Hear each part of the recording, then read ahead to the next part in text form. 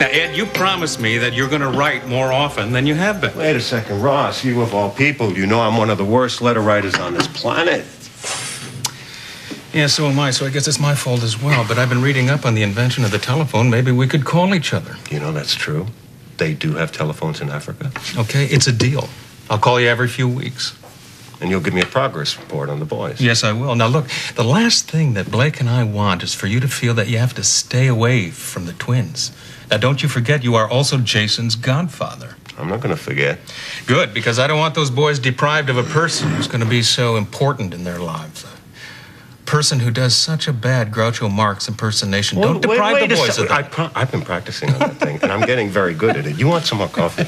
My friend, I love you to death, but your coffee's another story. You could humor me. Yes, I could do that, but my stomach couldn't. Now, Maureen taught you an awful lot of things, but how to make a decent cup of coffee was not one of them. Now, what is all this? Don't tell me you're going to get another degree. No, not in my lifetime.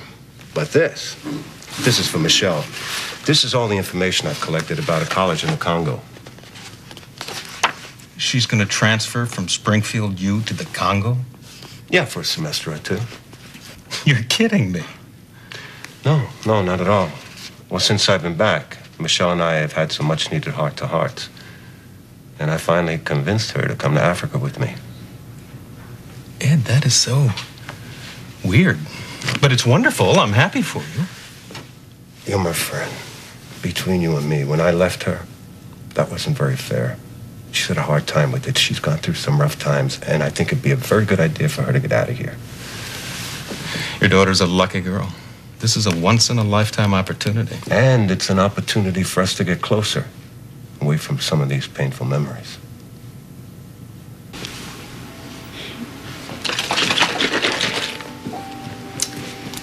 She was an amazing woman, my mom.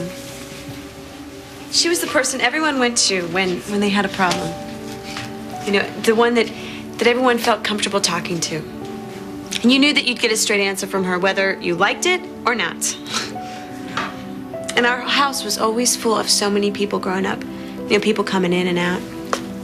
I picked that up when I went over your house for the barbecue on the 4th of July. My mom loved days like that. But she stopped sending invitations a long, long time ago because when Independence Day rolled around, people just came to the Bowers. It was automatic. I can't imagine that. So different than the way I grew up. It's like you have this unreal, perfect TV family. Not perfect. But there was this incredibly loving feeling in our house. And my mom created that. She put so much time into her family and her home. But that's not all she was about, you know. When I was little, she was around a lot. And then when I grew up, she decided that she wanted to reinvent herself. What do you mean? Well, she decided that she wanted a career. So she started working. And I really resented her for that. At first. You know, suddenly, she wasn't there when I came home after school, waiting there with milk and cookies. Man, she was the real perfect TV mom. No. My mom was a lot more complex than that. You know, after years of taking care of me and Dad, she wanted to have her own life, and she deserved that. But we had so many fights back then. I wish I hadn't been such a brat. But I felt like she was so straight and strict. But she was always fair. You know, I could go to her for anything. Well, good luck with Michelle. Thanks for your support. My friend, I'm just returning the favor.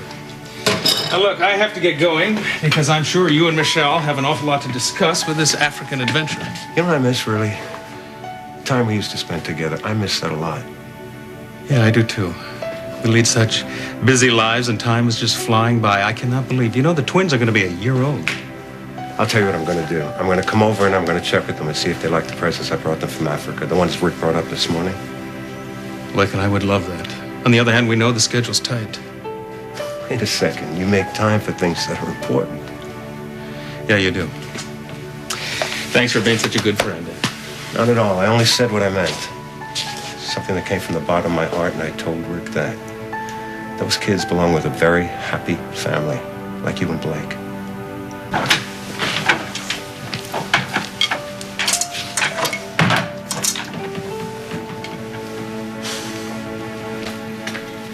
Okay, they're both asleep. So, it doesn't sound unreasonable for you to want your name on Kevin's birth certificate. But we haven't disputed the fact that you're Kevin's biological father, you know. Ross and I have both acknowledged that you are. Blake. We both want the same things for the kids.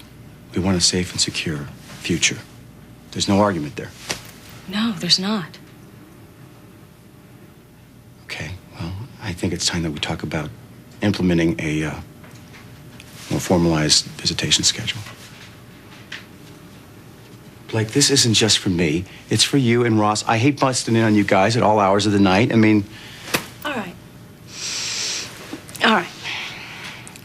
Why don't we put our schedules together, and I'll come up with a grid so we can figure out the best time for you to see Kevin. That would be great. And we'll make some guidelines. For instance, 24 hours advance notice if we have a change of plan. I mean, not that I can't be flexible, but if we stick to the rules, then it will give you a more structured arrangement. Well, I'm very happy to hear you say these things, Blake, because to be perfectly honest with you, I was really dreading having this conversation with you. Rick, if we work together, we can make anything happen. I'm happy to hear you say that. It's no big deal, really. No, it is. It's a very big deal to me. Very big deal. I'm taking a major step in my life. I gotta go. Look, I'll run it by Ross, and I'm sure it won't be a problem.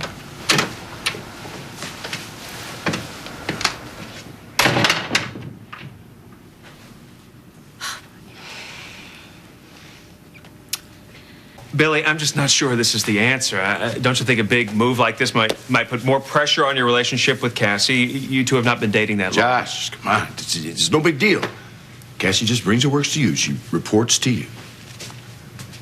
And what do you think about all this? I have my reservations. Billy knows that. But I'm willing to give it a try. Okay, look, I just don't think it's a good idea, all right? And I don't think you're in a place right now where you can be objective. So my answer would be no. Sorry Joshua, about that. you know what? Cassie's tried to handle this in a mature way, and I think that we should honor that. How's this? You reserve the right to switch things back the way they were if it doesn't work out. But if you have no real objections, then, well... Then what? As a major stockholder with voting rights, no. I'm going to have to side with Billy on this one. Oh, great. Look, you see what you created here, Daddy? You know something? I knew that eventually you were going to pull this major stockholder card on me. So I take it that's a yes. Well, it's 2 against 1. I guess I have to defer to the majority. Oh, I can get used to this. I'm going to go bring Cassie in so we can tell her the good news. Now remember, Josh, no long lunches. Well, Joshua, why don't you welcome your new assistant?